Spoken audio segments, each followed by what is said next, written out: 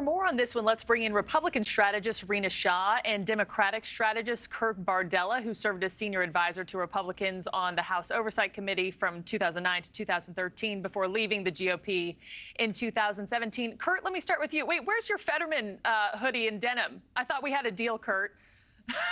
Hey, that's only when we're talking country music and Leland. Okay, deal. You get a pass this time. Let me start with you. You've worked on both sides of the aisle here. How do we move forward? We have until November 17th. That's when the next government shutdown threat is looming. So this fight is about to be rekindled all over again. Can American voters trust Republicans to govern if internal disputes are causing these unprecedented disruptions in Congress? I mean, where do we go from here? Yeah, I think, unfortunately for the American people, the answer is no. I mean, you look at what sequence of events kind of was a straw that broke the camel's back for McCarthy's speakership. It was that he cut a deal to prevent a government shutdown. He cut a deal to allow the United States government to continue operating. Funding the government is kind of like the fundamental job responsibility of being a member of the United States Congress. So if fulfilling that basic obligation costs you your leadership position, if fulfilling your basic job function is the reason why government gets grinded to a halt and Republicans decide to throw out their speaker, well, then what does that say to the rest of the American people? Like, there's just no interest in governing. The people who threw out McCarthy are mad because he did something that helped them govern. I don't think that's going to get any better going forward. Yeah, and mad because he reached across the aisle. You know, McCarthy lost the speakership essentially because he worked with House Democrats to avoid this shutdown, which I find rich because isn't that a campaign platform used by so many lawmakers? You know, I'll reach across the aisle. Teamwork makes the dream work. It's what a lot of voters say they want too. Yet when he reached across the aisle, he got the gavel, knocked out of his hands.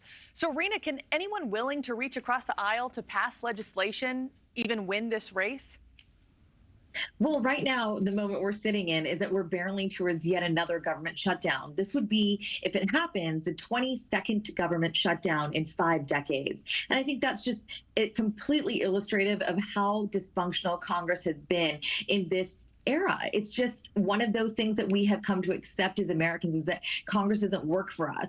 I've heard a different thing from some of the members, particularly Congressman Bankert from Tennessee, who said he's been sent with an edict from his constituents to curb Washington's appetite for our taxpayer dollar. So these 8 people that voted against Kevin McCarthy kind of had their own reasons. Let's not forget who was not with them. Not Marjorie Taylor Greene, not Lauren Boebert. Yep. So not all of the chaos caucus, as they've been dubbed.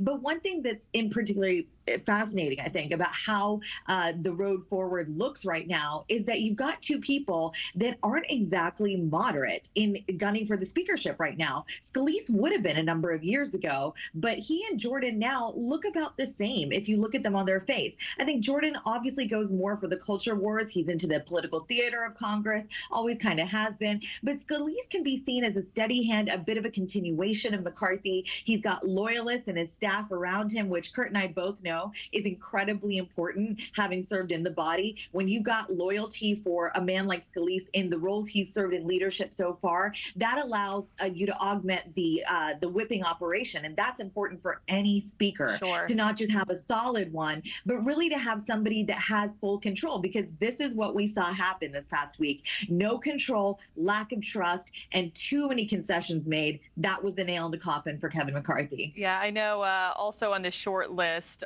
Kevin Hern of Oklahoma was being considered. Also, some hardline Republicans have said they'd come forward and nominate former President Donald Trump. We all watched him, though, address that yesterday outside the courthouse, saying he's focusing on the presidency right now. Last couple seconds and last question from both of you.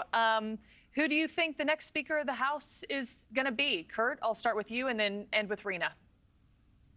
I mean, I do think it's going to be Steve Scalise. I think that having the leadership team that he has in place, he has a tactical advantage. But again, Jim Jordan, what's going to be very interesting here is, 1, does Donald Trump weigh in on this and all endorse a candidate? 2, Kevin McCarthy's operation, I hear, is secretly trying to help Jim Jordan, making calls for Jordan, whipping votes for Jordan. So, I mean, it can be anybody's guess. If the one thing we know about this Republican conference, it's that conventional wisdom can just get thrown out the door. Yeah. Rina, final thoughts? Yeah, I think I think there's a sense that Jim Jordan might be able to repair the animus between the two factions in the GOP. I don't know that anybody can do that. It's looking likely for Scalise, but if I could just be honest, I think it should be a woman, and I think it should be moderate. I'm not saying Elise Stefanik, but maybe, hey, what about Congresswoman Nancy Mace? She was the only woman amongst those 8, and she doesn't have the I alone can fix it mentality that I think McCarthy took on from Trump. Okay, well, that's a whole, Rina, you keep dropping bombs at the end of our segments here, which calls for a whole new conversation. We'll have you back on soon to discuss maybe some female candidates. Rina Shah, Kurt Bardella, thanks so much. Hopefully bipartisanship in Washington can be saved eventually. Or resuscitated. Yeah, resurrected from the dead. Thank you for watching. Go to newsnationnow.com to find News Nation on your television provider. And don't forget to click the red subscribe button below to get more of News Nation's fact-driven, unbiased coverage.